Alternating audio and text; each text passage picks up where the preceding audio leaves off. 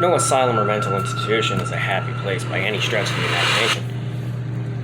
The fact of the matter is that when mental institutions in the accepted approach to mental health were in their infancy, many patients were mistreated and even died. To say that these buildings have witnessed much suffering would be a huge understatement. If suffering and death can lead to a place becoming haunted, you'd think that mental institutions would be prime candidates. Here are 10 asylums and mental institutions where exactly that sort of activity is said to have occurred. Number 10. Beverly Hills Sanatorium, Kentucky. Widely regarded as one of the most haunted places on Earth, Beverly Hills Sanatorium is said to be home to a mysterious woman in chains who can be seen running from the now abandoned building, a boy called Timmy, who is obsessed with playing ball, a girl with no eyes called Mary, and the notorious room 502, where the door slams shut if you dare to step inside its four walls. Built in 1910 in Jefferson County, Kentucky, Beverly Hills Sanatorium was in part a response to the TB pandemic that had swept through much of the United States since the start of the century. The asylum was instantly swamped with sick patients and had to be expanded almost immediately upon completion. The mortality rate was exceptionally high for tuberculosis, with the vast majority of those diagnosed dying from the illness. Those who succumbed to the disease would make their final journey out of the building through the death tunnel, a 150-meter, 500-foot chute that was used to lower bodies from the hospital to the bottom of the hill upon which it sat. To the accepted thinking of the time, patients were often left alone on the roof of the building, as fresh air was supposedly the key to beating the disease. Incidentally, numerous people have reported hearing footsteps and voices on the roof. Lights have also been seen turning on in the building, despite the fact that the grounds had no electricity. Room 502 has been the site of at least 2 suicides. In 1928, a young woman was said to have hung herself in the room, and in 1932, a nurse jumped to her death from a window. This site has recently brought by a private couple who say they plan to open the complex as a, 4-star hotel for paranormal enthusiasts and ghost hunters. Maybe they and their visitors will get a little more than they bargained for, particularly if they stay in room 502. Number 9, Trans-Allegheny Lunatic Asylum, Weston, West Virginia. Considered one of the most haunted places in the world, the TALA has been associated with strange events and suspicious theories since its foundation was first laid. The fact that it is said to sit on 666 acres of grounds only added fuel to these theories, 666 being the alleged number of the beast. Some point to the fact that the building's dimensions are in fact the workings of secret and ancient Monozoic formulas. Was it a coincidence that after the foundations and shell had been built by prisoners, special stonemasons were brought from Europe specifically to work on the finer elements of the stonework? Probably, but it still got certain cogs turning in people's minds. Construction began on the asylum in 1858 and took over 20 years to complete, with it being officially finished in 1881. Patients had already been admitted since 1861, although the initial plan was to house 250 patients. The eventual capacity was well over 2,000. As with many mental institutions and asylums of the time, some of the treatments carried out are now regarded as cruel and primitive, including lobotomies and very basic electric shock and chemical treatments. The walls of the asylum witnessed much pain and fear over the years. Modern-day hauntings are well documented, with shadowy figures being seen, people being physically pushed against walls, banging heard on pipes in the framework, and the alleged physical apparition of a black demon dog, all being experienced by paranormal investigators. Using specialized recording equipment, they managed to record what they claimed were several haunting screams as well as ghostly voices that responded to their questions. They also captured an image of an alleged shadow person on the video recording equipment. Number 8, Beechworth Lunatic Asylum, Victoria, Australia. Over 3,000 patients are said to have died at the Beechworth Lunatic Asylum, also known as Mayday Hills Hospital, between 1867, which it was opened, and its closure in 1995. It is now part of the La Trobe University. During this transition, workmen would report hearing children laughing and playing, although no children were ever seen and none were on site. During a ghost tour of the area, one parent stated that she noticed her son talking to himself. When she questioned him about it, When she questioned him about it, the boy replied that he was speaking to a boy named James who lived there. Reports of people having their clothing pulled on a regular, as are the sightings at the windows and footsteps in the hallways. One of the more well-known sightings is that of a woman who has been seen several times in the hospital grounds. Under the window she was thrown out of by a fellow patient. She fell to her death. Other sightings include apparitions of the asylum staff, the most famous being known as Matron Sharp. She was said to be a very good-hearted nurse who apparently sat and tried to comfort patients who were scheduled to undergo electric shock treatment. In March 2015, a photograph appeared online that seemed to show the ghost of the little girl who was kneeling on the floor of the former asylum. Perhaps what made the photograph all the more chilling was that it was taken in what is said to be the most haunted part of the building, the Gravilla Wing, where electric shock treatment was administered.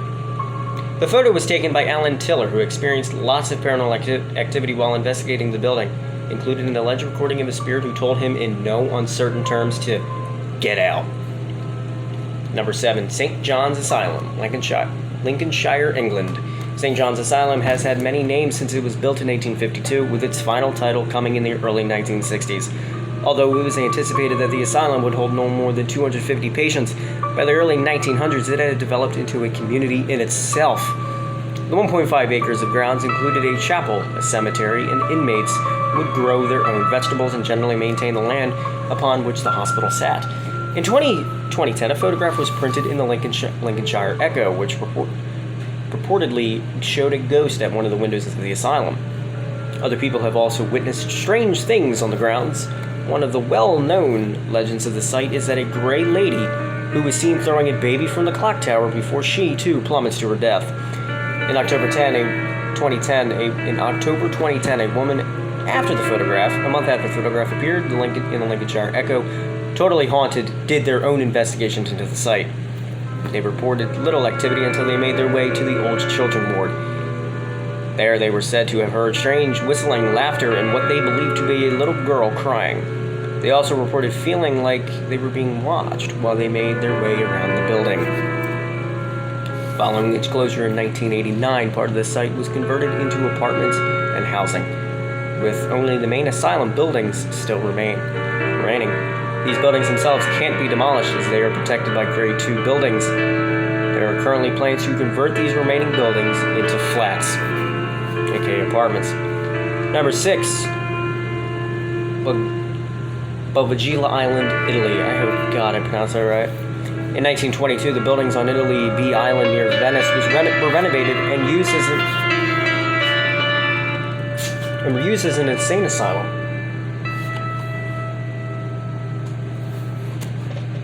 They already had a long, dark past. Legends state that in Roman times, the island was used to contain plague victims who were essentially left to die there. Many wars have also been fought on the tiny pitch of land, and by the late 18th century it had become once again a quarantine area for the sick. Perhaps a dark history had an effect on the infamous asylum and its patients. Many were said to report strange figures and hearing voices coming from nowhere. One legend in particular stands out. A doctor at the asylum decided to perform lobotomies, as well as other macabre and sinister experiments on patients. According to legend, the doctor began to hear voices of the ghosts on the island who perhaps in retribution for his actions, had turned their attention to him. He eventually fell to his death from the bell tower. Further legend states that his body was bricked up within the walls of the asylum building. The asylum itself was closed in the late 1960s, but the stories of strange happenings continued, particularly for those who attempted to purchase the land. One family wished to build a vacation home on the island. Although they wouldn't go into detail why, they suddenly changed their minds and left the island never to return. Local rumors state that the daughter of the family had suffered an injury to her face that required stitches to repair. The wound was allegedly caused by a spirit or ghost that violently attacked her. Number 5, Trenton Psychiatric Hospital, New Jersey. Originally known as the New Jersey Lunatic Asylum, the Trenton Psychiatric Hospital has always provided generally very good care to its patients since it opened in 1848. That was before Dr. Henry Cotton took over. He brought supposedly new ideas on mental illness, and much suffering ensued.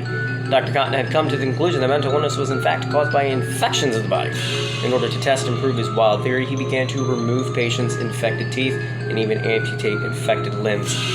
He was put in review in 1924 following reported concerns about his methods, but the New Jersey State Senate eventually approved practice. He returned to work in 1925. Since antibiotics weren't widely used at the time, almost half of Dr. Cotton's patients died under his care. He returned in 1930, but the asylum continued to put his methods into practice while in the 1950s. But in 1930, but the asylum continued to put his methods well into the 1950s. Many ghost researchers and investigators have claimed to have seen Dr. Cotton on the old grounds. Patients, some with missing limbs, have also been seen. However, no photographic evidence exists to back up these claims. Number 4. Whittingham Hospital, Lancashire, England. Built out of need due to the other institutions being overcrowded to bursting, Whittingham Hospital opened its doors in 1873, right up to its closing in 1995. It was synonymous with mistreatments of patients as well as both physical and sexual abuse. Staff reported strange events happening while the hospital was still open, and several apparent ghosts have been caught on camera since it closed its doors. One in particular was taken during a ghost tour of the building. It appeared to show a figure holding a newborn baby. What's interesting is that back in the late 19th century, becoming pregnant out of wedlock or as a teenager was enough to get a woman placed in the asylum, and this happened more than people might realize. The site is regarded as a paranormal hotspot, although there are tentative plans to renovate the site into a housing project. The site still hosts ghost hunts, both official and unofficial, and sightings continue to be reported. Number 3. Penhurst State School and Hospital, Pennsylvania.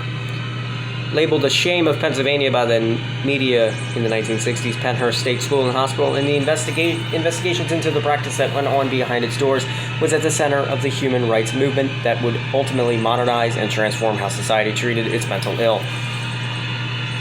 When it opened in 1908, Penhurst not only housed the mentally ill, but also the physically handicapped, immigrants, orphans who had nowhere else to go, and convicted criminals. Essentially, anyone who was deemed unfit for citizenship was sent there. The facility was almost completely self-reliant, growing its own produce and featuring its own on-site power plant.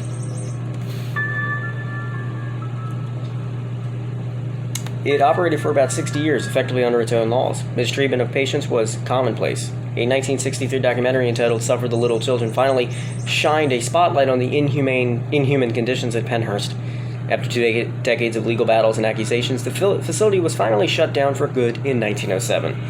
Since then, Penhurst has been site of an interest to ghost hunters and paranormal investigators.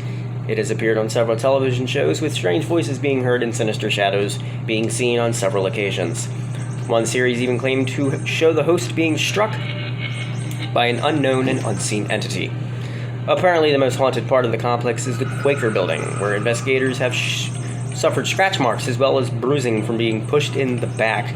Multiple electric voice phenomena have been recorded in this part of the asylum. Sharon Pugh, a psychic medium, stated that she could sense an energy that was akin to a demonic force. Number 2. Clovis Avenue Sanatorium, Clovis, California. In 1922, Anthony Enright built himself an extravagant mansion. He went bankrupt before long, and the mansion served as a home for the terminally ill after that. In 1942, it was dubbed the Clovis Avenue Sanatorium, a place of residence and treatment for the mentally ill. The hospital was constantly understaffed and overcrowded, and the mortality rate was exceptionally high. At times, with no morgue on site, dead bodies were stored in the basement until they could be picked up and taken to the city morgue. Allegations of mistreatment also surfaced over the years. The facility was shut down in 1992. Entrepreneur Tom Wolfe purchased the building in 1997. After renaming it Wolfe Manor, he transformed it into a haunted house attraction. He even hired staff who would wear scary costumes and frighten people as they toured the property. However, soon after opening, both staff and visitors began to report spooky events.